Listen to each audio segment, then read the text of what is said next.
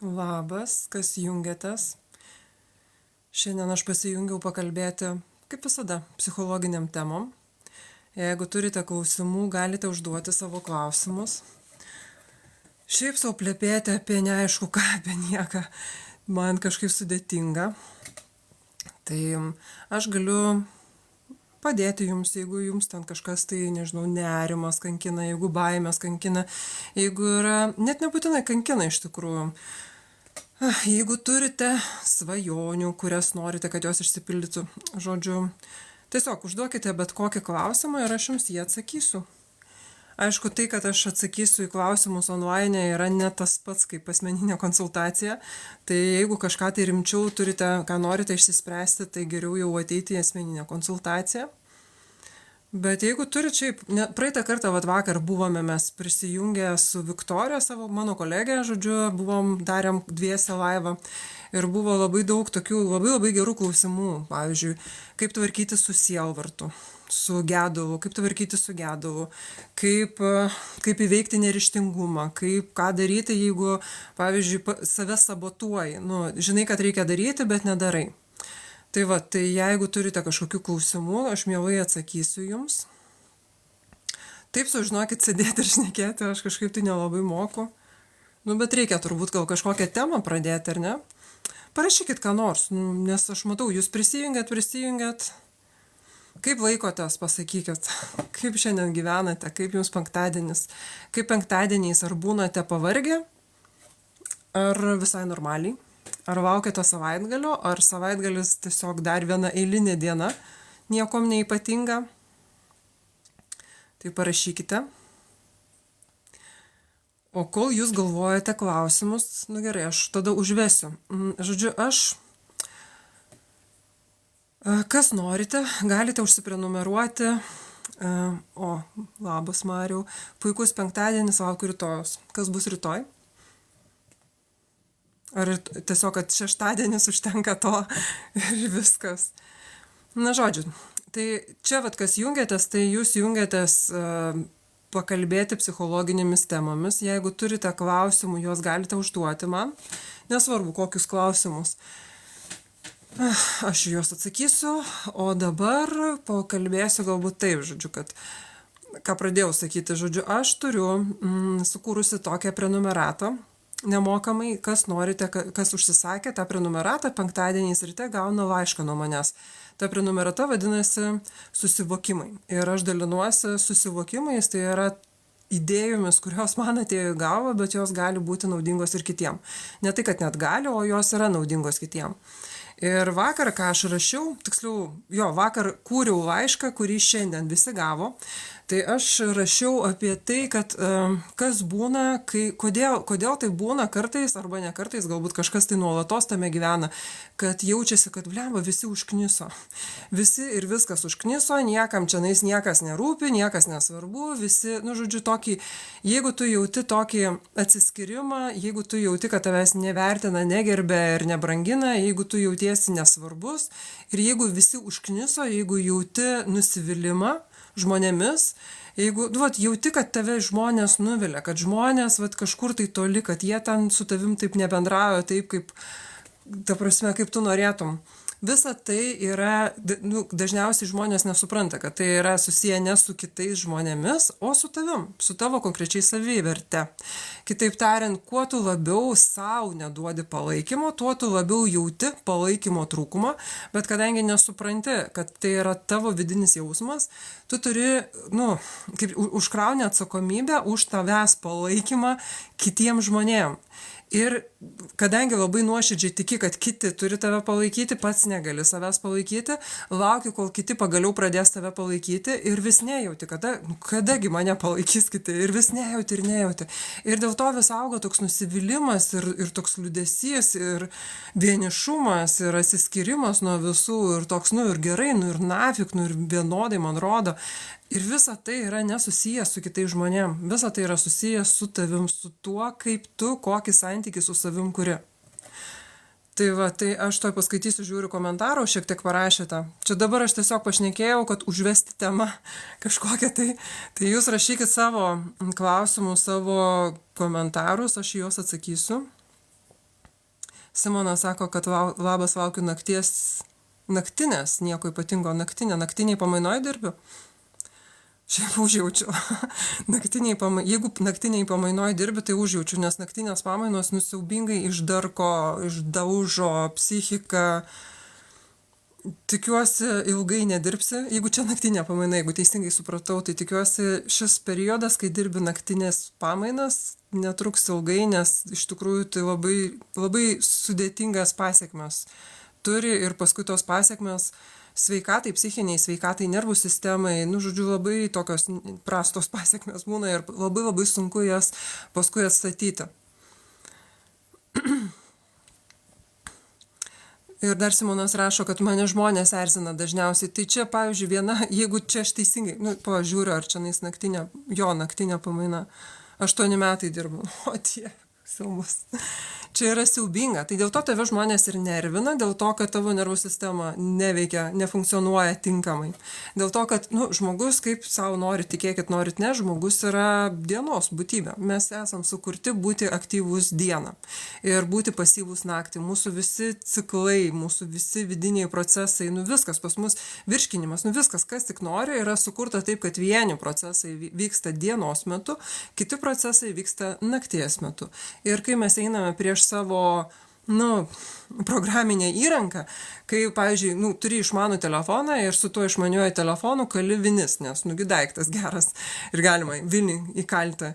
Ir tas telefonas ilgai neatlaiko, tas pats ir kūnas, ir psichika, ir ypatingai, šiaip, žinai, žmonės, kadangi vis tiek mano tema yra labiau psichologija, tai aš galiu iš savo pusės pasakyti taip, kad pastaruosius 4 metus labai akcentuoju į visumą, į tai, į nervus, į tavo emocijos yra susijusios ir su tuo, kaip tavo kūnas funkcionuoja. Jeigu eini prieš savo kūną ir nepadedi savo kūnui veikti taip, kaip jam priklauso pagal programinę įrangą, pagal gamyklinius nustatymus, tai tada reikia ten 3 daugiau pastangų, net ne 3, gal 10 daugiau pastangų, kad susitvarkyti psichiką. Kitaip tariant, jeigu žmogus tiesiog elementarius dalykus padarytų, pasi didelė dalis emocinių problemų nukristų. Nes, iš tokio amžino nedamiegojimo neįmanoma kurti harmoningų santykių su kitais, nes erzina. Kristutė irgi sako, kad aš dirbu naktimis 8 metai irgi, bet jau jaučiasi. Jo, aš turiu konkretų pažįstamą, kuris taksistų dirbdavo. Žinot, taksistai daugiausiai uždirba naktimis, savaitgaliais, ne švenčių dienomis ir net ne pačiomis dienomis, o būtent švenčių naktimis, savaitgalių naktimis ir švenčių naktimis. Ir po to savo taksisto darbo ilgus metus jisai bent 1 metų iš vis nedirbo, nes negalėjo, nes prasidėjo nežinau, jisai greičiausiai turėjo tam polinkį, nes, mūsų ta nervų sistema, jau kai jinai sulūžta, jinai perlūžta per tą vietą, kuri jau buvo pačioj pradžioj pati silpniausia. Bet žmonės yra įpratę nekreipti dėmesio tol, kol jau nebegali ignoruoti. Tai jisai taip save davarė, kad pas jį užaktyvėjo, nes yra įpratę nekreipti dėmesio tol, kol jau nebegali ignoruoti. Tai jisai taip save davarė, kad pas jį užaktyvėjo bipolinė depresija ir jisai 2 metus nepajėgė, prarado darbingumą visiškai. Tai ir šiaip čia tikrai labai daug pažįstu ir greičiausiai jūs irgi daug pažįstat. Nežinau, gal ir nedaug. Gal čia mano socialinis burbulas yra toks, kad aš pažįstu nusidirbusių žmonių, nusivariusių žmonių, kurie prarado darbingumą ilgam. Viena, pavyzdžiui, irgi tokia pažįstama mano, jinai pas mane kursus lankė ir pasakojo, kaip tik jinai atėjo pas mane mokytis mano technikų, kai jau pradėjo biški atsigaudinėti, nes jinai, žodžiu, karjerą padarė tarptautiniai kompanijoje, net ne Lietuvoje, bet jinai užėmė labai aukštą postą tarptautinėje kompanijoje. Ir darbas jai patiko, jinai pilnai save realizavo, bet čia dar vienas pavojus, kai tau darbas patinka, tai tada dar yra didesnė tikimybė, kad nusivarysi save. Tai jinai save taip nusivarė, kad jinai turbūt 1,5 metų negalėjo elektroninio pašto atsidaryti. Ir žinai, jeigu tavo darbas yra susijęs su pašto skaitimu ir atsakinėjimu ir ten, nu, vat, kompiuterinis darbas, ane, ir tu negali net pavedimo padaryti, atsidaryti internetinę bankininkystę ir pavadinimo padaryti, laiško atsidaryti ir perskaityti nepaėgi pusę metų, nu, tai čia yra ragas, tarsi čia yra kapiec. Ir visą tą galima, nu, išvengti. Tiesiog nenusivaryti save ir viskas. Ir tada po to blogiausia yra tas, kad kai tu sulaužai savo nervų sistemą, nes nervų sistema nėra kažkas tai, kas yra anapus tavo kūno. Ir žmonės jaučia jausmus ar galvoja įvairias mintis ir dažniausiai, kadangi tos emocijos ir jausmai, emocijos ir mintis dažniausiai būna susijusios su kitais žmonėmis ir dėl to toks atrodo, kad nu čiagi ne aš, čiagi šiaip sau, tiesiog mane supykdė, nu ne aš taip galvoju, o čia va tiesiog mintis atėjo. Tai va daugelis žmonių nesupranta, kad mintis ir emocijos gyvena kūne, tavo kūne. Ir visą tą tu patiri savo smegenimis, kurios yra tavo kūne, tavo galvoj, ir savo nervų sistemą. Visą tą patiri savo nervų sistemą. O nervų sistema ir smegenis tai yra ląstelės, tai yra organas, tai yra va, kaip rankos, ausis, taip pat va, nervų sistema irgi lygiai ta pati kūno dalis. Tai kuo kūnas yra labiau nualintas, tuo labiau nervų sistema yra prasčiau funkcionuojanti, jinai neturi kaip tinkamai dirbti ir tu jauti vis blogesnės emocijas ir galvoji, ir toliau galvoji, kad čia ne aš save nusivariau, ne, čia tai, kad aš nedamiegu, tai, kad aš blogai valgau, tai, kad aš sėdžiu prie kompo ištisai, arba ten tai, kad aš ištisai ten iš vis namuose sėdžiu ir niekur neišeinu, tai, kad aš nesportuoju, nejudu, ne, tai ne prie ko, čia žmonės blogi, čia ne aš neprižiūriu savęs. Tuoj pažiūrėsiu, biškai čia prišnekėjau, pasižiūrėsiu. Ema, čia pradžioj, Ema klausia, kaip tvarkyti su emociniu perdegimu, tai tuoj atsakysiu, o dar čia pasižiūrėsiu tuoj, kokių čia komentarų prirašėt. Aušrinė sako, neišmiegu 8 valandų nėra nuotaikos. Tai taip, ir įsivaizduok, pavyzdžiui, žmogus miega, pavyzdžiui, pastoviai 4, 5 ar 6 valandas ir tas miegas dar plus yra negilus, nekokybiškas, nes miego metu kūnas atsistato, rekonstruoja save, remontuoja, lipdo, šalina šiukšles ir taip toliau, žodžiu. Ir kai, pastoviai diena iš dienos, mėnuo iš mėnesio, metai iš metų, tai tas žmogus jau tiek būna pripratęs prie savo blogos savijautos, kad jam jinai pasidaro norma. Jam atrodo, jisai net nesupranta, kad jisai blogai jaučiasi, jam atrodo, kad normalu. Ir dažniausiai, šiaip iš tikrųjų, to lėtinis stresas, tai yra mūsų nauja pandemija, net ne nauja, jinai sena pandemija, bet apskritai, kas tai yra pandemija, aš bent jau gal geriausiai suvokiau per COVID pandemiją. Tai dabar pasakyčiau, kad lėtinis stresas yra dabar vykstanti, besitęsianti pandemija viso pasaulio mastu, viso civilizuoto bent jau pasaulio mastu, tai yra siaubinga pandemija, nuo kurios realiai miršta žmonės. Praranda darbingumą, praranda sveikatą, ta prasme, realiai praranda viską. Bet jinai tokia visą apimanti ir tiek daug žmonių nuo to lėtinio streso kenčia, kad tu, jeigu ir kenti nuo to lėtinio streso, pasižiūri į kairę, matai tokius pačius žmonės kaip tu, pažiūri į dešinę ir dar matai tokius pačius žmonės kaip tu. Ir tau atrodo, viskas su manim gerai, nes aš lygiai toks pats pamėlusiais pakeis, pervargęs, be nuotaikos ir zulus, neišsimiegojęs ir tą skauda, ten negaliu miegoti ir taip toliau. Ir čiagi viskas normaliai, nes visi taip gyvena. O jeigu, pavyzdžiui, turi mažamečių vaikų, tai tada iš viso, ar dar, esi mama, tai tada dar labiau viskas aišku, kodėl tu taip blogai jautiesi. Bet blogai jaustis niekada nebuvo normalu, niekada. Blogai jaustis galima tik tai trumpą laikotarpį. Tu iškritai iš balanso, atsitokėjai, kad blemba čia kažkaip tai ne tas ir tada vėl grįžai į balansą ir vėl gerai jautiesi. Trumpalaikė bloga savijauta yra normalu, bet kai ta bloga savijauta tęsiasi metai iš metų, o pas daugelį taip yra. Ir aš kalbu irgi iš savo patirties, čia turbūt gal iš dalies ir Emai atsakinėjau į klausimą, kaip tvarkyti su emociniu, kaip čia aš to paskaitysiu tiksliau, kaip tvarkyti su emociniu perdegimu. Tai aš kalbu kaip žmogus, kuris patyrė lėtinio nuovargio sindromą, aš turiu ir vegetodistoniją, Tai yra toks ne itin gražus pavadinimas, kuris žymiai gražiau, romantiškiau skamba itin jautrus asmuo. Tai yra daugybė žmonių, kurie vadina save itin jautriais asmenimis, bet vietoj to, kad susitvarkytų savo rutiną, mitybą, nervų sistemą, smegenų veiklą, vietoj to, kad susitvarkytų savo kūną, jie linkę padaryti atsakingais visus kitus, kad pasaulis yra per daug triukšmingas, žmonės yra per daug triukšmingi, pasaulis yra per didelis ir taip toliau. Aš net dariau video tokį, čia įdėjau pas save į savo profilį, kur ten pilščiau vandenį ir aiškinau, kad kai tavo stiklinė yra tokia ir tu nori litrą supilti, tai taip, viskas pilasi per šalis, per šonus, bet viskas pilasi per šonus ne dėl to, kad pasaulis per didelis, o tavo stiklinė per maža. Pas tave nervų sistema yra per maža, jinai neveikia taip, kaip turėtų veikti. Ir ta prasme, tu nesirūpini savo nervų sistemą ir tai yra vienintelė priežastis, dėl ko tau pasaulis per triukšmingas, visko per daug, visi nori iš tavęs per daug, visi iš tavęs visko reikalauja, per didelės atsakomybės. Ne, viskas yra normaliai. Čia tu tu nesitvarkai savo biologijos, biochemijos, savo vidinių procesų, tu nesitvarkai. Pasaulis neatsako už tai, kad tu nesugebi neprisivalgyti naktį, pavyzdžiui, valgyti pusryčius subalansuotus, ta prasme.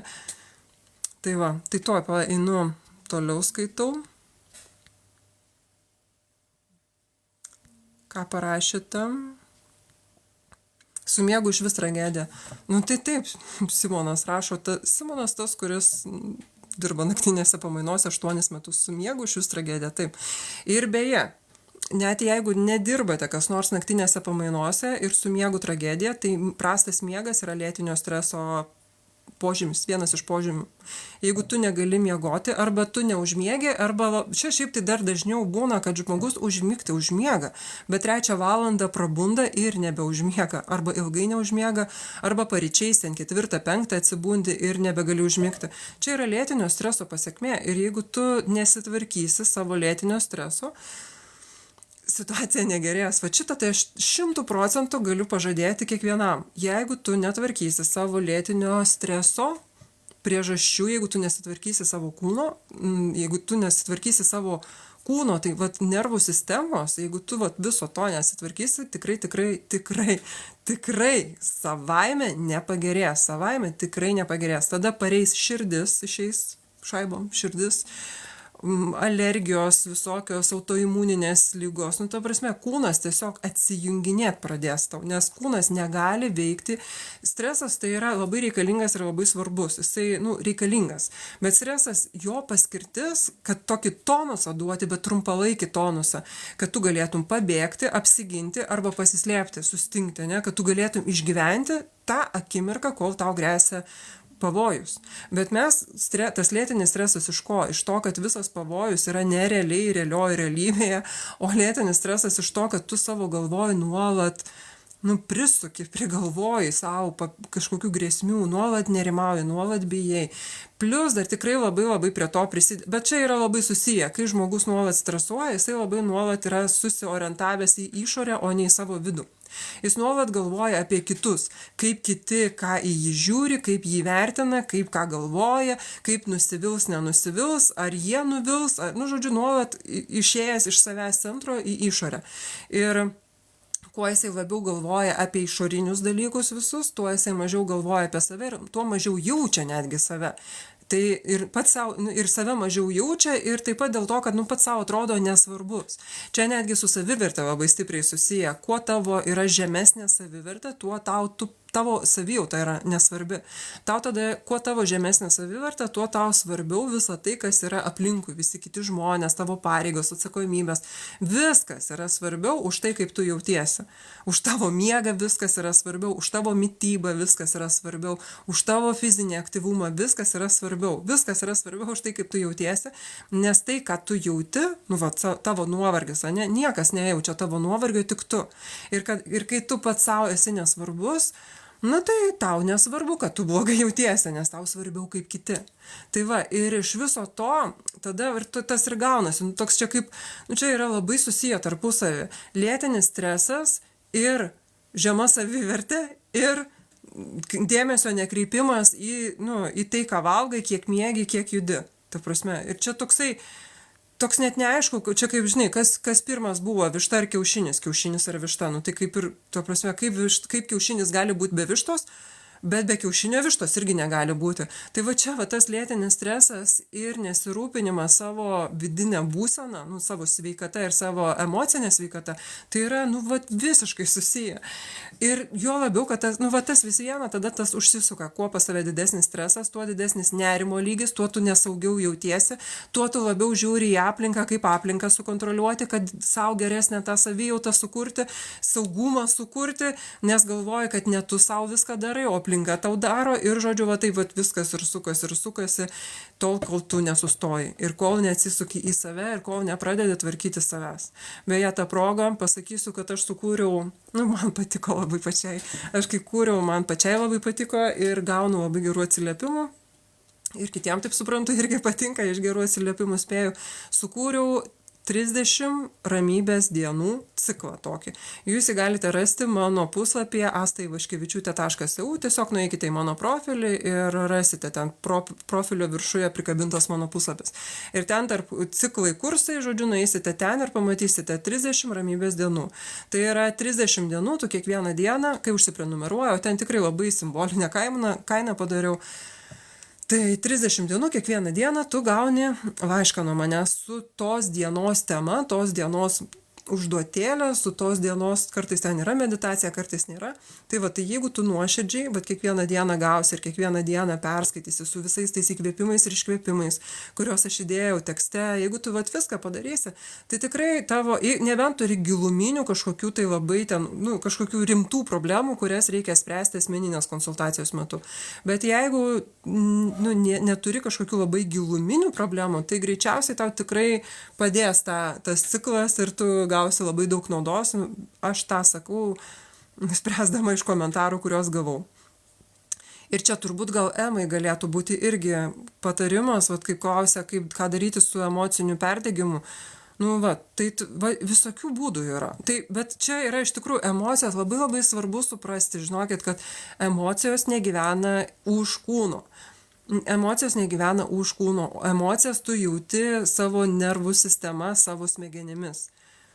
Ir tavo nervų sistema ir tavo smegenis yra organai sudaryti iš ląstelių ir jie funkcionuoja lygiai taip pat kaip ir visi kiti organai tavo kūne. Ir jeigu tavo nervų sistema, tavo smegenis negauna reikiamo baltymų kiekio, yra perkrauta angliavandeniais, tai yra gliukozės šuoliai pastoviai ten nudaužo visas sistemas, jeigu tu pastoviai valgai blogus riebalus, ta prasme, jeigu tavo kūnas negauna vitaminų, mineralų, skaidulų, kurių reikia, jis tiesiog be šansų, kad tu jausi geras emocijas. Ta prasme, nėra jokių šansų, kad tada, kai tavo nervų sistema aklėjusi ir neuronai, nerviniai impulsai negali sklandžiai praeiti, taip kaip jie turi praeiti, tai tu negali jaustis gerai, jeigu tavo kūnas nefunkcionuoja, nes būtent kūnu tu viską jauti.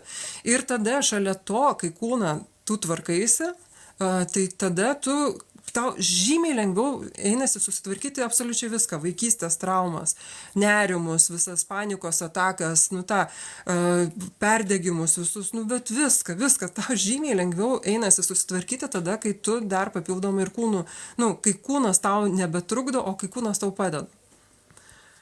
Žiūriu, prirašėte turbūt komentarų. Ar depresija pagydoma? Geras labai klausimas, Kristutė klausia. Depresija tai taip pat yra susijusi su smegenų ir nervų sistemos veikla. Pradėkim nuo to. Tas ar pagydoma, labai toksai triki klausimas. Aš galėčiau sakyti, kad jinai gali būti kontroliuojama, bet tai yra toks sunkus reikalas. Faktas, kad tau reikia, kad pats žmogus pats savaime, savarankiškai savo jėgomis, žiūrint, kokiam lygi ta depresija. Ta prasme, ar tai yra depresyvios nuotaikos, ar tai yra diagnozuota depresija, yra labai didelis skirtumas. Bet realiai, bet kokia būsena, bet kokia liga, bet kas, ką tu turėtum, viską tu gali kontroliuoti ir tu gali nueiti, nežinau, į remisiją, pavadinkim taip. Todėl, kad, tiesiog, jeigu tu turi depresiją arba polinkį į depresiją, arba tu turi tą ADHD, arba tu turi tą vegetodistoniją, kaip aš kad turiu, ne, jeigu tu turi kažkokį, kažką, ne, tokio turi, arba net jeigu vieną kartą tu perdegiai, vieną kartą įsitaisai lėtinio nuovargio sindromą, jeigu vieną kartą kažką patyrei, tai reiškia, kad tavo nervų sistema jau buvo sulūžusi. Ta prasme, taip vaizdingai kalbu, ne, buvo lūžusi. Ir paskui tu tvarkaisi ir tas, kaulas, ne kabutėse, sugyja. Bet tai vis viena lieka tavo jautri vieta. Ir jeigu tu pradedi vartoti, ten nežinau, aišku, Kristutė, kaip pas tave su alkoholiu reikalai, bet, tie, kurių nervų sistema yra tokia jautri, ne, tai alkoholiuką į lentynytę ir pamiršti ten ir viskas. Atiduoti draugam, padovanoti ir viskas. Gali rinktis, ko tu nori, šūdino gyvenimo, ar vartoti alkoholį, linksmintis, tūsintis, nemiegoti. Gali rinktis, ta prasme. Bet, žodžiu, čia tu turi suprasti, kad viskas, kad jau, kaip pavyzdžiui, tie, kurie turi priklausomybę, ne, ir realiai, narkomanai, ta prasme, buvusių narkomanų ar buvusių alkoholikų nėra, net jie gali 20 metų nevartoti alkoholio ar narkotikų, bet jie vis dar yra priklausomi. Lygiai tas pats ir su nervų sistema. Jeigu pas tave nervų sistema kažkurio momentu sulūžo, tai tu visada esi, kaip čia pasakyti, kaip tas žodis, nesugalvojom. Rizikos grupėje visada priklausai ir tai reiškia, kad tu turi labai rimtai pasižiūrėti į savo dienotvarkę, į savo mitybą, į savo fizinį aktyvumą. Tai ir čia apie tą depresiją ar pagydomą, aš pažįstu žmonių, kurie labai susitvarkė savo depresiją. Negaliu pasakyti, kad visiškai pagijo, bet susitvarkė ženkliai ir, ta prasme, nebepraranda darbingumo, neguli ten savaitėmis lovoje, ganėtinai, susitvarkė. Bet jie tikrai fizinis aktyvumas, mityba ir visaka terapijos, aš kažkaip tai, kadangi, nežinau, nors mano, psichologiniai visi dalykai ir darbas su emocijomis, darbas su mintimis, tiesa, susipažinkime, aš esu minčių ir emocijų trenerė, aš sukūriau metodiką, kuri padeda žmogui tapti savo coacheriu, savo psichoterapeutu, pačiam savo susitvarkyti savo mintis ir emocijas, tai mano tai yra kasdienybė, aš 10 metų su tom emocijom dirbu ir tvarkausi ir mokau žmonės ir galbūt dėl to aš taip labai dabar akcentuoju tą kūno dalį. Nes kūno dalis, sakykime, man tai yra tokia naujiena, 4 metai, tai nežinau, tokia tai ir naujiena, ne, bet aš labai matau labai didelę prasmę apjungti kūną ir emocijas. Bet tos psichologinius įrankius apjungti su kūnu ir tada tobulas rezultatas gaunasi tikrai. Tai depresija ar pagydoma priklauso nuo to, ar tu ją gydai. Nes daugeliu atveju depresija yra tokia šūdina liga, kad tu guli ir neturi jėgų. Čia kur yra blogiausia. Kad ypatingai tada, kai pas tave yra tas toksai paūmėjimas, ne, epizodas depresijos, užėjęs, tai tu, tiesiog, tu turi išgyventi tą periodą ir tiek žinių, išgyventi. Bet tada, kai tu jau atsistoji ant kojų, nuo tavęs priklauso, ar kada grįž, įkrisi vėl į depresiją, ne, kada įkrisi ir kaip ilgai toj depresyvioj nuotaikoj būsi. Nes tuo geruoju laikotarpiu tu ir turi padaryti įdirbius, tvarkyti savo emocijas, išmokti emocinės, mentalinės higienos, tu turi tvarkytis mitybą, tu turi sportuoti, tu turi socializuotis, ta prasme, tu turi maksimaliai stiprinti tą savo raumenį. Ta prasme, raumenį, nervų sistema, čia dabar vėl kitas pavyzdys, ne, tarsi kaip nervų sistema, kad būtų raumuo.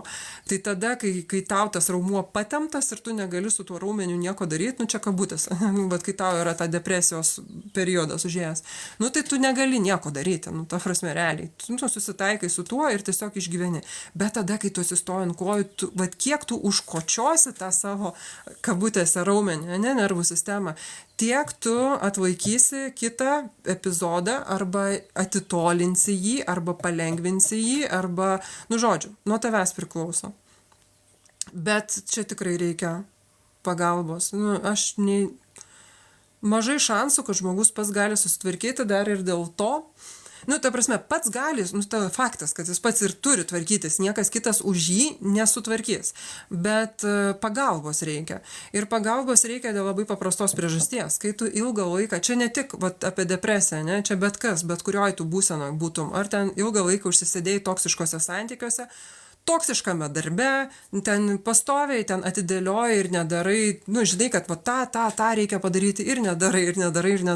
Nu, žodžiu, bet kur tu užstringi ir kuo ilgesnį laiką tu sėdi tame užstrigime, arba net jeigu iš viso net ne tai, kad užstringi dar blogiau, tu esi kažkokioj kritiniai, kriziniai situacijai, tavo visos jėgos išeina išgyvenimui, tiesiog išgyventi, tiesiog prastumti tą dieną. Ir kuo tu ilgiau tame būni, tuo pas tave mažiau jėgų daryti pokyčius. Ir tada pačiam iš savęs, kaip tu turi nulį energijos turi, kaip tu išeisi su tuo nuliu, reikia kažkokio pabūstinimo, pastumėjimo, kažko pagalbos, paramos, tam, kad tu vėl įsivažiuotum, pradėtum važiuoti ir išvažiuotum. Tai aš visą laiką labai rekomenduoju ieškoti pagalbos. Ir nors, aišku, čia ir save, aišku, reklamuoju ir ateikit pas mane, bet ateikit pas mane tik vieninteliu atveju, jeigu aš jums rezonuoju. Todėl, kad tam, kad būtų rezultatas, būtinai tu turi eiti pas tą žmogų, kurį tu girdi, su kuriuo pas tave yra, vaibas atitinka, nežinau, nes ta darbo kokybė priklauso nuo to, kiek yra tokio, susikalbėjimo, abipusio pajautimo. Kiek tu jauti, kad tą žmogų gali klausytis. Ir terapijų, ačiū Dievui, terapijų yra pelenkokių visokiausių terapijų. Visokiausių. Bet aš čia laivus dažnai darau su savo draugė Viktorija, hipnoterapeutė. Ir mes kursų dar prirašysios kartu ir dar daugiau prirašysime, tai hipnoterapija. Jeigu netinka mano metodai arba vaibas mano netinka, eikit pas ją, pas dar kažką, eikit, susiraskit savo žmogų, tą žmogų, kuris jums padės. Bet susiraskit žmogų, kuris padės. Skaitau toliau komentarų.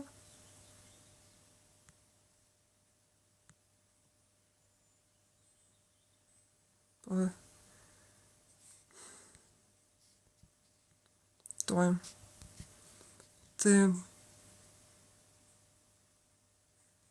čia, žodžiu, prasidėjo keisti komentarai.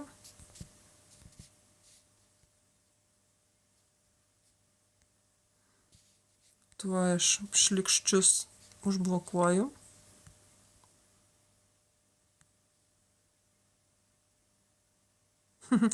Liovka, šitą aš irgi greičiausiai užblokuosiu, geriau šūdinas, nei kentėti visą gyvenimą. Jeigu žmogus galvoja, kad be alkoholio yra kančia, o ne gyvenimas, tau tikrai reikia eiti į Alfa centrą, tai yra priklausomybės ligų gydymo centras, ir tada tu suprasi, kad gyvenimas be alkoholio yra pats geriausias dalykas, kurį bet kuris žmogus gali savo padovanoti.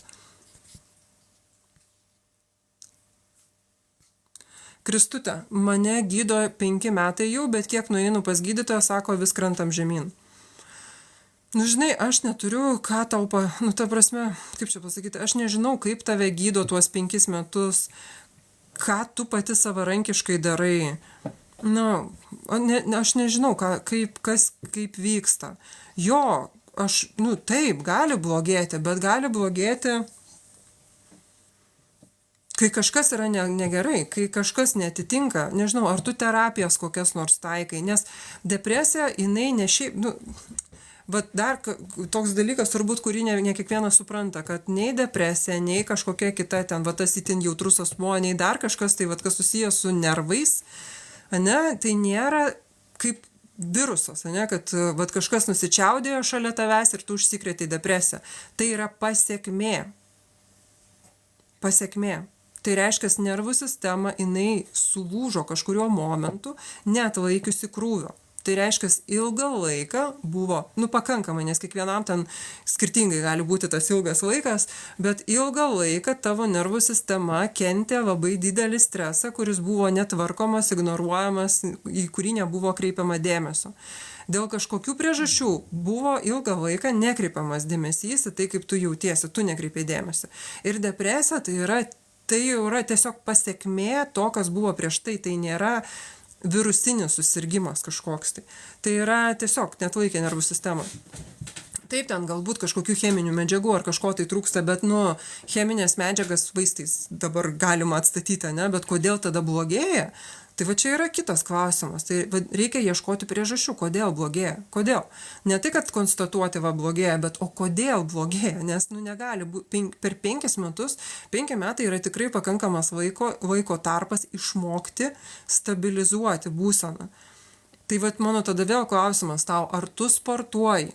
Ką tu valgai, ar tu domiesi mitybą, ar tu balansuoji darbas, poilsis, ta prasme, ar tu socializuojasi, ar, ką tu darai su savo gyvenimu, ar tu eini į terapijas, ar tu, tvarkai savo vidų, ar tu tvarkaisi su savo mintimis, ar, ką tu darai, kad tavo gyvenimas pagerėtų. Nes kita vertus, čia vėl dar viena priežastis, dėl ko depresija yra sunkiai pagydoma, todėl kad daugelis žmonių depresija ir ypatingai jeigu ilgai serga kažkokia tai liga, tai jie susitapatina su ta liga ir nesąmoningai mato joje privalumus kažkokius, aš išskirtinumą. Pavyzdžiui, itin jautrus asmuo, o kaip gražiai skamba. Ir čia su tais itin jautriais asmenim, tai čia aš ir mano vibracijos super aukštos ir jūs su savo šlikščiomis žemomis vibracijomis mano vibracijos išmušate. Ta prasme, žmonės savo būsą, savo ligai, pavadinkim taip, savo ligai pateisinti, prisigalvoja visokiausių gražių dalykų, kad jaustųsi išskirtiniai, ypatingi ir tada jie nenori realiai jaustis geriau. Jie nenori jaustis geriau, nes ta bloga savijauta jiems duoda labai labai daug privalumų ir ten, pasiteisinimų ir dar toliau. Ir beje, dar irgi čia yra vienas irgi iš tokių mūsų įspaudų, į mūsų pasąmonę, kad jeigu tu sirgai arba tavo šeimoje ten, gal tu turi jaunesnę, vyresnę brolį, seserį, kažką tai, kas sirgdavo ir gaudavo daugiau dėmesio negu tu, o tu niekada nesirgai, ir buvai toksai, arba tu visą sirgai ir tik tada, kai sirgdavo ir tik tai tada, kai būdavo labai labai blogai, gaudavai to dėmesio ir meilės. Pas daugelį žmonių meilė lygų gailestis. Galvoji, pasąmonėj yra toksai įspaudas, kad jeigu myli, lygų gailė. Ir tada jie laikosi savo tos ligos, blogos savijautos, šudinų santykių, blogo darbo. Ta prasme, jie laikosi to, kas juos verčia jaustis apgailėtinai, jie laikosi to, nes pasąmoningai, visiškai pasąmonės lygmenių, jie galvoja, kad jeigu aš to atsisakysiu ir susitvarkysiu ir jausiuos gerai, tada aš prarasiu meilę, nes niekas manęs nebegailės ir tada visą tą dėmesį, kurį aš dabar gaunu, nes man blogiausiai iš visų, tada aš turėsiu kažkam tai duoti visą savo dėmesį, nes kažkam bus blogiau negu man. Ir toksai, čia yra visiškas mindfuckas, bet tol, kol žmogus nesąmoningai mato privalumą kažkokios ligos ar blogų santykių arba kažko tai, tol jis niekada to netvarkys ir visą laiką sabotuos, vengs, ignoruos, ten kažkaip apeidinės, biški padarys mes, tada palauks, kol vėl labai blogai, tada vėl biški padarys, kol čiut pagerės ir vėl mes. Tai čia yra mano metodai, kuriuo aš mokau žmonės, tai yra aš mokau žmonės pamatyti, kas realiai yra tavo galvoj labai labai giliai. Nusimti visus tos sluoksnius, visų savo minčių, savo protingą proto karūną, pasidėti lentynėlę ir nerti į pasąmonę ir pasižiūrėti, kaip viskas iš tikrųjų vyksta, pagal ką aš gyvenu, pagal ką aš priimu sprendimus, kaip aš organizuoju savo gyvenimą. Bet tai yra metodai, kuriuos aš mokau per asmeninės mentorystės programą. Tai yra mėnesio trukmės toksai asmeninis kursas. Skaitau dar.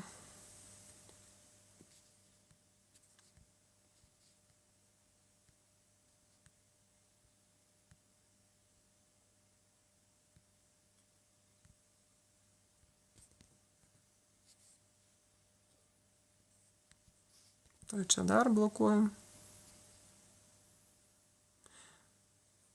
Kompiuter rašo, pirkęs kursus, tik neišklausęs visų dalių, kai bus blogai, vėl grįšiu prie jų. Tai čia yra tas pavyzdys, kad daugelis žmonių laukia, kol bus blogai ir tik tada padaro kažką čiut, pasidaro, kad nebebūtų taip žiauriai blogai. Ir čia vėlgi, tai yra tiesiogiai susijęs su savivertė. Kuo tavo savivertė yra sveikesnė, tuo tau labiau nuoširdžiai rūpi, kaip tu jautiesi savo viduje. Ir kai tavo savivertė žema, tai tau, tu tol nekreipi į savo savijautą, kol dar gali toleruoti. Kai jau nebegali pakęsti, kai jau nebegali toleruoti, kai jau nebegali daugiau kentėti, tada čiut pasitvarkai, vėl kol gali, kai jau vėl, ne tai, kad net gerai, tu gali toleruoti tą savo savijautą ir vėl nieko nebedarai. Ir tokių žmonių yra 99%, realiai. Dėl to yra vos vienas kitas, kuris, kai pradėjo tvarkytis, taip ir tvarkosi.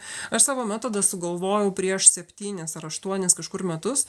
Aš po šiai dienai kasdieną skiriu laiko susitvarkyti savo emocijas ir mintis. Ir per tuos 7-8 metus tikrai, anksčiau dar aš online kursus vesdavau, dabar šiais metais, šie metai, tai čia nuo praeitų metų birželio. Tai vat metus nevedu online kursų, mokau tą asmeniškai žmonės. Tai bet vis tiek per tuos visus, 5 ar 6 metus, kai mokiau online, tai tikrai išmokiau labai daug žmonių. Ir taip, aišku, nežinau tiksliai, bet manyčiau, kad vos vienas kitas po šiai dienai kažką tai daro. Todėl, kad tokia jau yra ta natūra žmonių. Kad reikia kristi, į dugną, pasiekti dugną, kad tada ateitų idėja, kad, geras, man gal biški kažką čia reikia darytis, gal jau biški blogai, man jau gal čia tvarkytis. Ir yra vos vienas kitas, kuris užsiema prevenciją, kad nekristi į dugną, kad kasdieną jaustis gerai. Ir pavyzdžiui, man, kai aš daugybę metų, jau pakankamai tikrai daug metų, kasdieną jaučiuosi gerai, aš labai greitai pajaučiu, kada išeinu iš pusiausvyros. Ir tada, ir vėl greitai grįžtu atgal. Ta prasme, man jau nebereikia to dugno, arba mano tas dugnas kabutėse žymiai greičiau ateina, nes, man svarbu, kaip aš jaučiuosi. Man svarbu.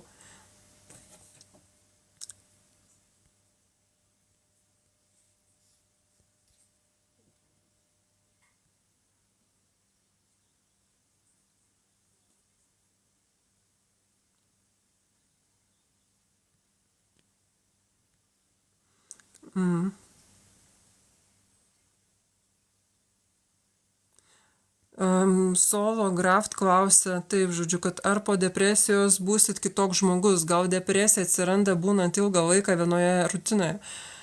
Kitoks žmogus nebūsi, bet išmoksi save realizuoti įvairiai. Čia dar vienas toksai pastebėjimas. Čia, aš nežinau, aš anksčiau labai galvojau ir labai tikėjau, kad reikia pasikeisti ir būti tuo, ko nesi. Čia gal mano tiesiog istorija, aš šiaip marketingistė esu, nežinau, negaliu sakyti buvusi, nes man ir po šiai dienai įdomu, nors aš 10 metų kaip ir tiesiogiai nedirbu su marketingu, bet karjera, kurią aš padariau, tai buvo marketingo srity. Ir tada, kai aš pasiekiau tą karjerą, įgyvendinau tą savo svajonę, būti vadovaujančią poziciją užimti marketingo srity. Ir aš jaučiausi labai blogai. Ir aš pagalvojau taip, kad reikia kažką tvarkytis, nes aš kažkaip jaučiausi ir subirėjusi, ir jaučiausi tokia, negi tik tai tiek ir tėra gyvenime. Maždaug, ta prasme, tikrai labai jaučiausi visiškoje nevilty ir kažkada tai dalyvavau kažkokiam tai ten, su didelė kompanija, kurioje dirbau, buvo 2 dienų ten toksai praktikumas seminaras visiems, kaip dovana darbuotojams padaryta. Ir ten buvo tokia užduotis prisiminti savo laimingiausią akimirką. Ir aš sėdėjau salėje dideliai, ten, nežinau, šimtai žmonių buvo, nežinau, gal, tikrai daug, 100 žmonių dalyvavo tame seminare, sėdėjau aš toj salėje, auditorijoje, užsimerkusi ir blioviau, todėl, kad aš nesugebėjau atsiminti, kaip tai jaučiasi laimė. Tai iki tokio lygio aš buvau save nuvariusi. Ir tada, kai aš galiausiai apsisprendžiau ir išėjau tiesiog ieškoti, tai kaipgi šitas pasaulis veikia, nes negali būti, kad tik tai tiek manęs ir te laukia. Ir tik tai tiek ir te galiu, tik tai taip, tik tai šitaip toks tas mano gyvenimas, kad negali būti tik tai tiek. Tai aš padariau drąsų sprendimą, aš išėjau iš darbo ir pradėjau žiūrėti, tai kaipgi viskas veikia. Ir tuo metu, prieš tos 10 metų, prieš 11 gal metų, kai aš pradėjau visko domėtis, tai kaipgi kitaip, ne? Tai mano laiku, dabar irgi tas labai yra, bet mano metu realiai net nebuvo kito pasirinkimo, tik moteriškumo temos visos. Nes buvo tokia, idėja, kad jeigu tu būsi normaliai pakankamai teisingai moteriškai, tada pas tave viskas bus aфиgenai. Ir jeigu tu esi nelaiminga, tai esi nelaiminga vien dėl to, kad esi vyriška. Na ir viskas, aš įsikabinau šitos idėjas, nes daugiau alternatyvų jokių nebuvo. Ir labai stengiausi iš savęs padaryti ten tą labai teisingą moterį pagal labai teisingas taisyklės. Ir aš kaip darau, tai aš labai įsigilinu ir labai neriu į tą.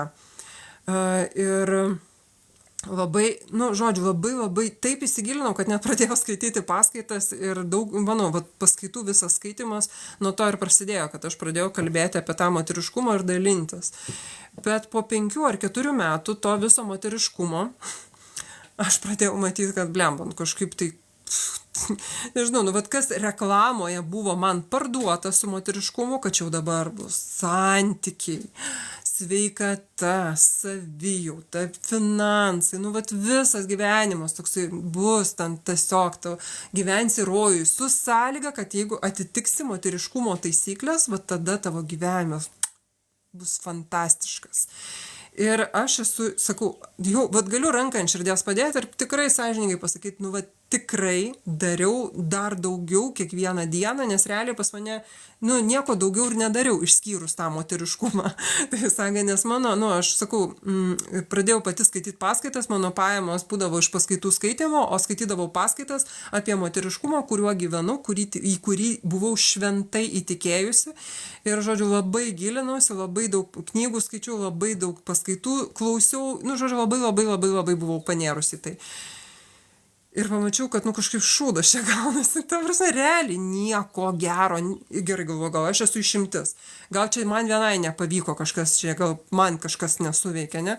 Pradėjau žiūrėti į gyvenimus tų, su kuriomis panašiu metu atėjome į tą moteriškumo temą ir tas pačias paskaitas pradžioje vaikščiojom.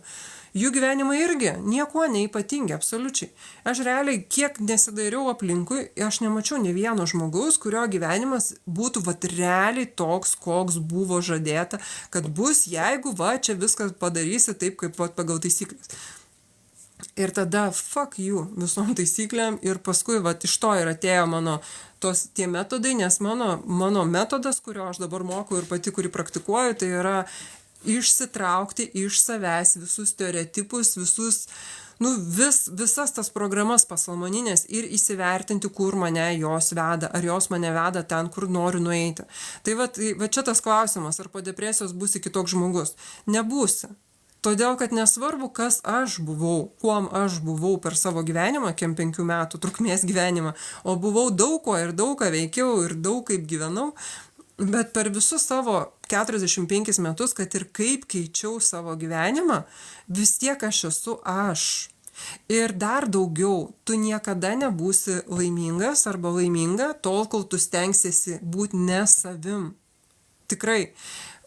Niekada, beje, dar pasakysiu taip, kad kai tuos 4 ar 5 metus, 4 gal labiau, žodžiu, paskui tie metai tokie buvo pereinamieji, kur aš išeidinėjau iš to moteriškumo taisyklių ir žiūrėjau, kaip čia viskas yra. Bet žodžiu, per tuos 4 labai kiekvienos dienos moteriškumo iš savęs spaudimo 4 metus, žodžiu, aš negavau tiek komplimentų kaip tada, kai sukūriau tą savo metodą ir pradėjau, tada irgi aš tiesiog tą metodą sukūriau kaip gelbėjimosi ratą savo, nes jau niekuom nebetikėjau, niekas man nepadėjo, gyvenau labai blogai, finansų nulis, skurdas baisiausias, tarsi baisu, žiaurus laikas tikrai buvo. Ir tam, kad išsigelbėčiau iš tos visiškos krizės, aš sukūriau savo tą metodą ir kadangi daugiau nelabai turėjau ką veikti, tai kiekvieną dieną sėdėjau ir tvarkiausi visą dieną, sėdėjau nuo ryto iki vakaro, nuo ryto iki pietų sėdėjau, tvarkiausi. Tai tada, kai aš pradėjau tvarkytis savo būdais, kai aš pradėjau iš savęs išsitraukinėti, ravėti visus tos stereotipus apie moteriškumą, kas moteriška, kas nemoteriška, kas dvasinga, kas nedvasinga, kai visas baimės, žodžiu, kai viską pradėjau iš savęs ravėti, tada aš tiesiog paskendau komplimentų jūroje. Aš niekada per tuos 4 moteriškumo metus, niekada aš tiek komplimentų negavau moteriškumui, kaip tada, kai pasakiau moteriškumui pagal taisyklės fuck you. Ta prasme, literaliai. Tai va, ir žodžiu, ir tikrai 100% galiu pasakyti, netgi galbūt depresija irgi yra priežastis, tai yra, taip, žodžiu, galbūt, čia hipotetiškai, nes reikėtų man su žmogum kalbėtis konkrečiu, bet hipotetiškai, galbūt depresija yra pasekmė to, kad daugelį metų tu neleidai savo būti savimi, neleidai savo savęs realizuoti laisvai, pilnai, su įkvėpimu. Aš to pažiūrėsiu. Kristutė sako, kad labai gerai jūsų klausytis, labai faina. O, tas Drabužinskas kiek prikomentavęs, kol aš jį pamačiau ir užblokavau. Ernesta. Ernesta, aš sergu depresiją, bet praeitie man nėra buvę jokių kažkokių išgyvenimų ir dėmesio tikrai nenoriu. Vis tiek yra priežastis, dėl ko ta depresija yra. Aš žinot ką, verdu bulves ir jau jaučiu, kad mano tos bulves gali būti ne virtos, o keptos. Tai aš tuoj palaukit čia pauzę, nežinau kažkaip tai pauzę, tuoj paspausiu ir tuoj grįšiu.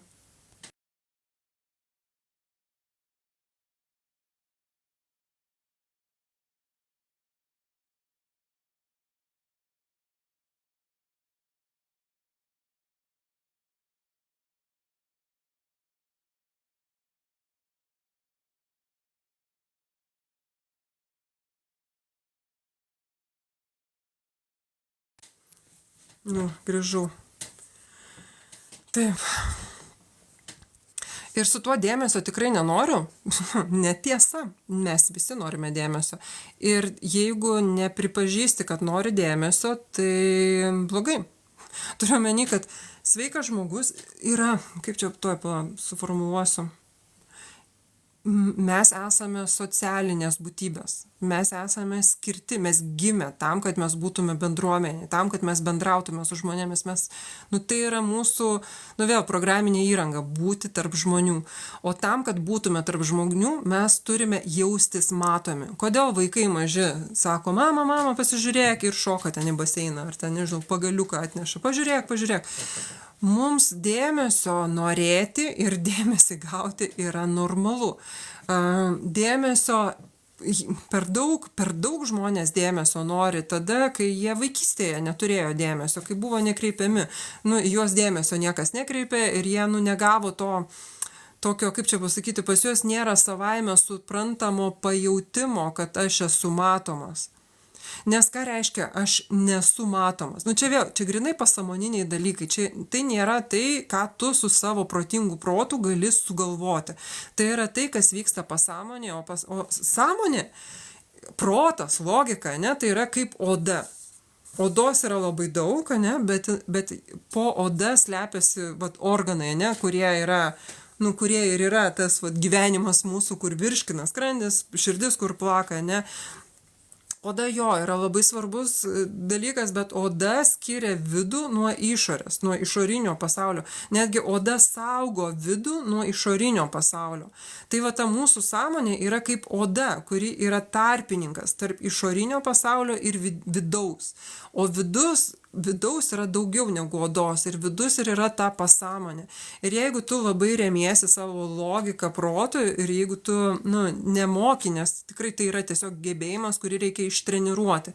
Jeigu niekada to nedarei, visą laiką rėmėsi tik savo protu, tai tada tu negirdi, ką tavo pasąmonė sako, bet nesvarbu, kad ir negirdi, vis tiek tu elgiesi taip, kaip tave veda pasąmonė. Nes pasąmonė diktuoja impulsyvias reakcijas.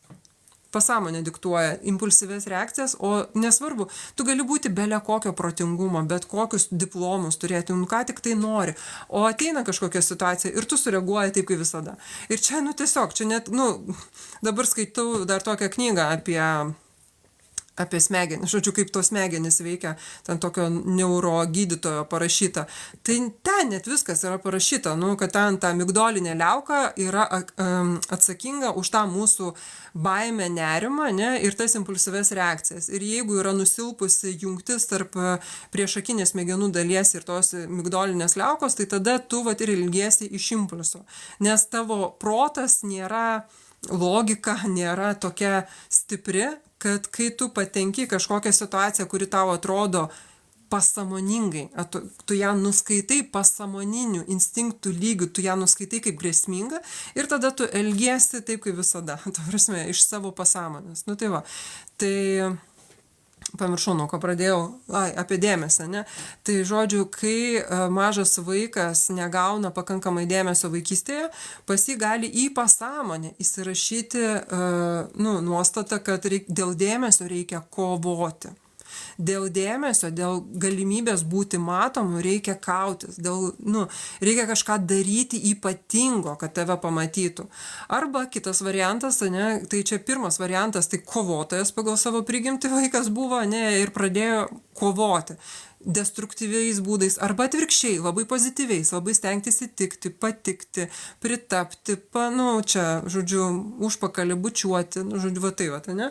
Tai čia yra tokie mechanizmai, kurie išsivysto tada, kai vaikas dėmesio negauna ir nesijaučia saugus, nesijaučia matomas. Kitas variantas, ne, kad nesijaučia matomas ir niekas jam nesuveikia, ne? Nei vienas variantas, kurį jis pasirinko, jam neužsiskaitė kaip saugus variantas gauti dėmesio. Ir tada jisai nusprendžia, man nereikia dėmesio, aš esu saugesnis, kai mane niekas dėmesio nekreipia. Ir tada pradeda jisai instinktyviai slėptis, nes jisai jaučiasi saugiai tada, kai jo niekas nemato. Bet ką reiškia šiaip iš principo būti matomu? Tai būti bendruomenės dalim.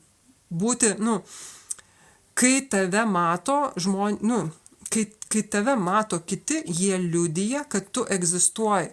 Tai norėti būti matomu, norėti to dėmesio, tai yra tiesiog bazinis mūsų toks poreikis, instinktyvus poreikis. Nes jisai patvirtina, kad tu egzistuoji šioj planetoj, kad tu esi šitoj bendruomeniai.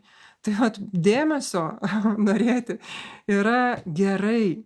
Bet dabar klausimas, ar tas noras dėmesio yra pusiausvyroj. Nes kai yra pusiausvyroj, tada tu supranti, kad tau nieko daryti nereikia. Nereikia daryti, kad gautum dėmesio. Kai ne pusiausvyroj, tai tada labai jautiesi, kad reikia daryti daug, o dar kai ir plus dar ir žema savivertė, tai tuo atveju būna, tai jautiesi, kad reikia per daug pastangų reikalauja gauti to dėmesio, tai geriau aš nieko nedarysiu, nes ar darysiu ar ne, vis vieną dėmesio negausiu, nes esu nieko vertas. Tai taip, žodžiu, tikiuosi, nežinau, čia stengiausi nepaitinti, paaiškinti, tikiuosi, paaiškinau gerai. Faina, kad jums įdomu, ką aš čia kalbu, ir iš karto perskaičiau kitą komentarą, kurį blokuoju.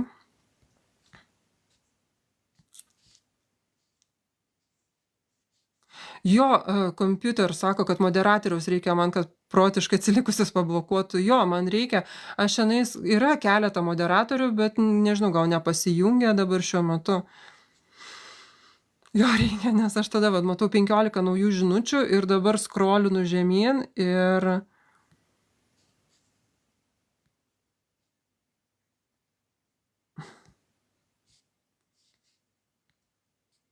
kol aš perskaitysiu visus. Ernestas sako, kuo ilgiau jūsų klausau, tuo labiau pastebiu, kad mąstome panašiai. Tai labai faina. Žanas Terdesa klausė, kaip jūs galvojate, bipolinį sutrikimą galima be vaistų išsigydyti? Žinok, čia priklauso nuo to, nuo daugelio dalykų priklauso. Tikrai negaliu pasakyti ir jo labiau, suprantat, dar be to, kaip čia, laivą darant komentarus, skaitant ir atsakinėjant į komentarus, tai aš labai daug informacijos neturiu apie jūs. Pirmiausia, ar apie save klausėte, ar čia yra jūsų bipolinis sutrikimas, kokio lygio jisai, kaip jis apskritai kontroliuojamas, ar gerite dabar medikamentus. Čia yra labai daug klausimų, į kuriuos aš neturiu atsakymų. Jeigu tai yra polinkis į tą bipolinį sutrikimą, o ne jau sutrikimą, aš šiaip vis tiek esu linkusi labiau, aš gerbiu tradicinę mediciną, sakykime taip, žodžiu. Aš tai eičiau pas gydytoją ir gydyčiausi, žiūrėčiau, ką gydytojas, psichoterapeutas, psichiatras, ką jisai rekomenduoja. Bet šiaip kiekvienas geras psichiatras, jisai rekomenduoja ir terapijas įvairias. Tai vaistai, tiesiog paprastesnė, pavyzdį duosiu, tau skauda galva, tu gali kentėti, ir ieškoti priežasčių, dėl ko tau skauda galva, ten kvėpavimo pratimus kažkokius daryti ir panašiai. Bet, tau skauda galva, man anksčiau migreniniai skausmai ištisai buvo, kol nesupratau, kad tai yra ne migreniniai skausmai, o tai yra, tas pats vegetatyvinės nervų sistemos sutrikimas, tai yra lėtinio streso irgi vienas iš požymių. Tai žodžiu, kai tau žiauriai skauda galvą, nu tai tada, kai tau blogai, yra nelaikas ten kažkokius ten, nežinau, rebefingų užsiminėti. Nu, tipo, kažką tai tokio naujo, nu, nelaikas. Tu iš pradžių susitvarkyk tai, kas šiuo metu tau dabar spaudžia, o tada, kai tau biški palengvės, žiūrėk, ką daryti gali, kad būtų lengviau ateityje. Nu, ta prasme, tu iš pradžių, kai yra dabar, nu, kitaip, žodžiu, dega namas. Nu, čia vėlgi tas dega namas, ane, tau gali degti ten užuolaida, gali degti dujinė plytelė, bulvės kaip mano dar nedega, ne, vaikų išjungiau, ne. Tai, ta prasme, o gali visas namas degti ar visas kambarys. Tai tu pirmiausia gesini ugnį, pirmiausia užgesini ten, kur tau dega. Jeigu tu negali savo jėgom užgesinti, nes ugnis apėmusi visą kambarį, kvieti gaisrinę, ne, ugnegesius, kvieti, kad tau padėtų užgesinti. Tada visi bendrom pastangom, kaimynus kvieti, visus kvieti, ne, užgesina tą ugnį ir tada atsistatai, svarbus momentas, atstatai tai, kas buvo sudegę ir tada mokaisi, kaip gyventi, kad daugiau niekada namas neužsidegtų bent jau netokių lygių. Čia jaučiu pats geriausias pavyzdys apie tą degantį namą, kurį aš galėjau sugalvoti, kas liečia va tuos depresiją, bipolinis sutrikimas ar dar belenkas, bet kas, tas pats ADHD, nu, ar ten, nu, bet kas, ypatingai tas jautrumas, ne, ypatingas. Tai tu, jeigu tu esi kritiniai dabar situacijoje, jeigu tavo namas dega, visas kambarys ar visas aukštas dega, greitai kvieskis ugnegesius ir greitai gesink, nes nelaikas užsiimti meditacijom kažkokiom, tai ne, iš pradžių susitvarkyk tai, kas dabar yra pats svarbiausias dalykas, o tada atsistatyk, o tada žiūrėk, užsimk prevenciją, kad daugiau to nereikėtų patirti.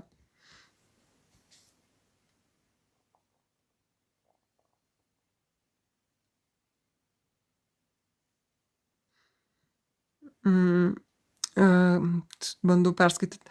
Nu, žodžiu, neperskaitau vardu. Depresija tai ne tik reikia, turbūt, depresija ne tik reikia, kad kažkas įvyko, bet galimai anaip tol trūksta bendravimo meilės dar. Trūksta bendravimo tada, kai nemoki bendrauti. Kodėl nemoki bendrauti? Yra klausimai, nes vėl, čia kaip aš labai daug kartų kalbėjau jau šiandien, kad kai žmogus neprisiema atsakomybės už tai, kaip jaučiasi, mano, kad už jo savijautą atsakingi kiti. Nu, tipo, man trūksta bendravimo, bet už tai, kad man trūksta bendravimo, už tai, kad aš nesugebu sukurti normalių santykių, atsakingi kiti žmonės. Nes ne man reikia tvarkytis ir ne man reikia spręsti savo problemas, kiti žmonės yra blogi ir aš čia vargšas, va, esu pasmerktas būti vienas, nesuprastas ir taip toliau. Tai vieni žmonės taip ir nugyvena savo visą gyvenimą kaltindami kitus, kad va, jūs esat tokie. O kiti žmonės supranta, kad, nu, reikia man į save pasižiūrėti ir save susitvarkyti, kas manie yra, kas mane verčia rinktis toksiškus, pavyzdžiui, žmonės. Kodėl aš pastoviai renkuosi žmonės, kurie manim naudojasi. Kodėl aš pastoviai ignoruoju savo poreikius ir visų kitų poreikių statau prioritetų sąrašo pradžioje, ne? Tai kai tu užduodi klausimus, kodėl aš taip darau, tada tu gali rasti atsakymus, tu gali rasti, nu, būdus, kaip susitvarkyti ir tu gali susitvarkyti ir tu gali pradėti kurti visai kitokį gyvenimą.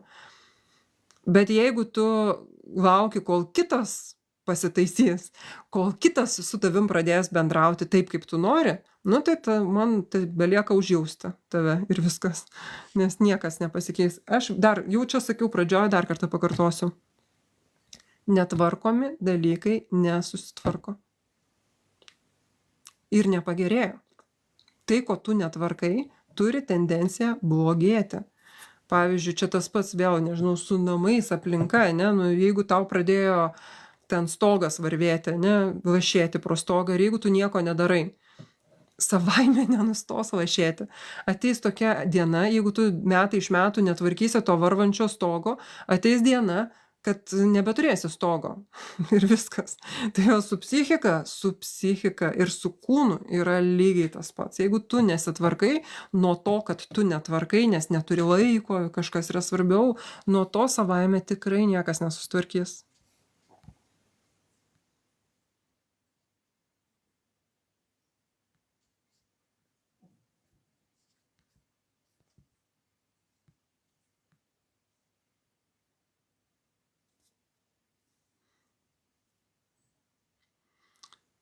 Vita rašo tokį labai įdomų klausimą. Sveiki.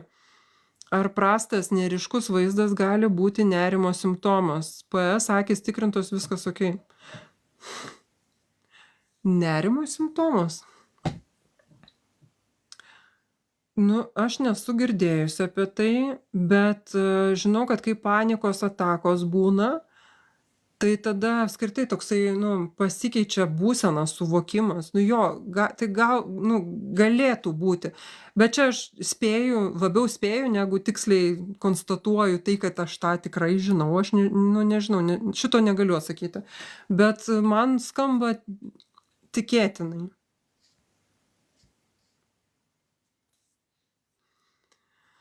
Dar kitas klausimas, kur vardo irgi neperskaitysiu. Kodėl nutrūksta mamos ir dukros ryšys, jos nebegali būti kartu ir jos abi pykstasi? Tai dėl to ir nutrūksta mamos ir dukros ryšys, kad jos pykstasi. O pykstasi dėl ko? Dėl to, kad nori pasakyti, bet nenori išgirsti. Tai kažkuris vienas turėtų pradėti išgirsti kitą. Ir jeigu mama, šiaip tai, mama ir dukra, tai mama visą laiką turėjo, teoriškai mama turėtų būti ta brandi asmenybė, kuri rodo pavyzdį savo asmeniniu elgesiu. Tai galbūt mama galėtų paklausyti, ką jai dukra sako, nes paprastai mamos arba tėvų ir vaikų santykėje tėvai negerbė savo vaikų ir reikalauja pagarbos iš vaikų. Bet jeigu tu negerbi savo vaikų, tai kaip tavo vaikai galėjo išmokti, kas tai yra pagarba, pagarbus elgesys. Ir kai tu negerbi kito, tai tu nenori išgirsti kito, negerbi jo poreikių, negerbi, kad kažkas jam netinka, kad kažkas jam blogai. Tu nori, kad kitas tiesiog priimtų, kad tavo nuomonė, kad viską darytų taip, kaip tu nori ir viskas. O kitas jaučia agresiją savo atžvilgiu, jaučia prievartą ir kaunasi už savo vietą po saule.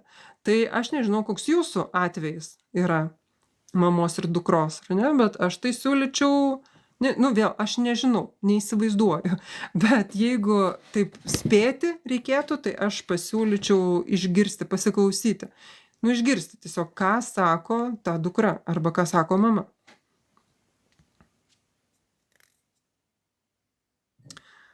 Kompiuteris sako, be abejo, man nerimas labiausiai akis kabino, bet ir mirguliavimas vis dėl šou gali būti.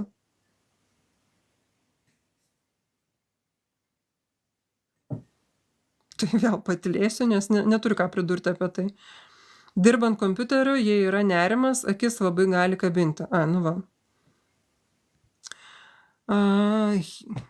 Hip huriai klausia, kur nusėda ilgai sulaikytas pyktis. Pelė kur pas tave silpna, ten ir nusėda.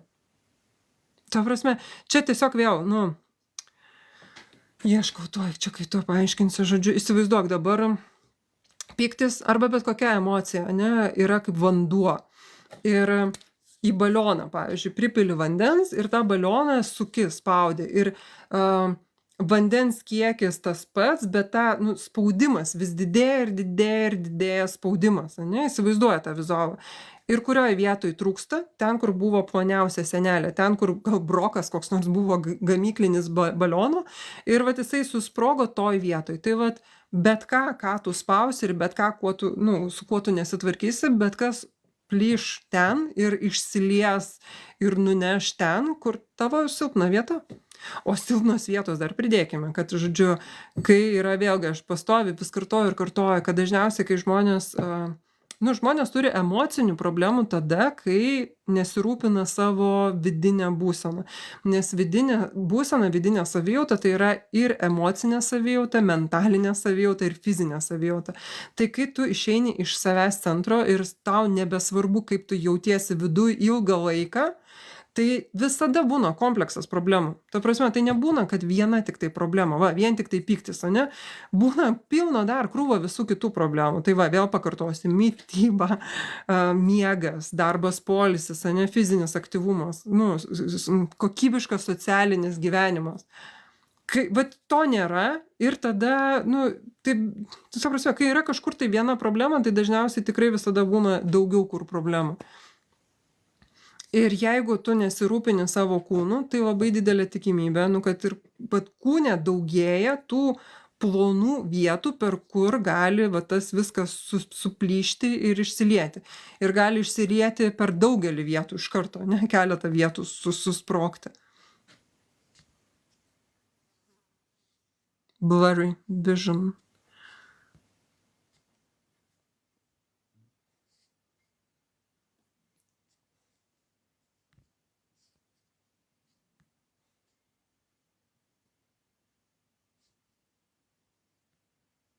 Nesuprantu, iš kur tų žmonių tokių keistų visokių atsiranda.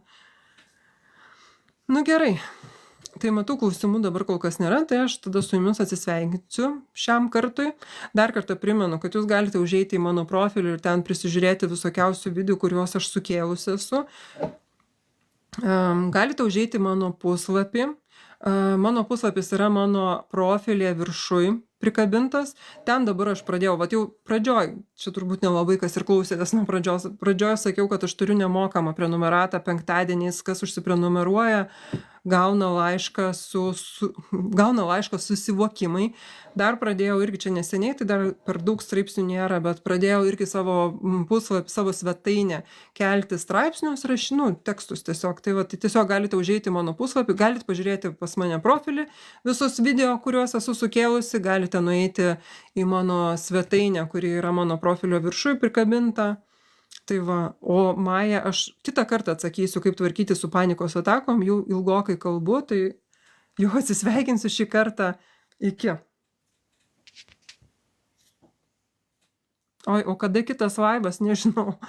Nu, sorry, neišeina man dar kol kas kažkokio tai tokio, nu, nežinau, sistemos susikurti, kad va, tada ir tada visada vaibas.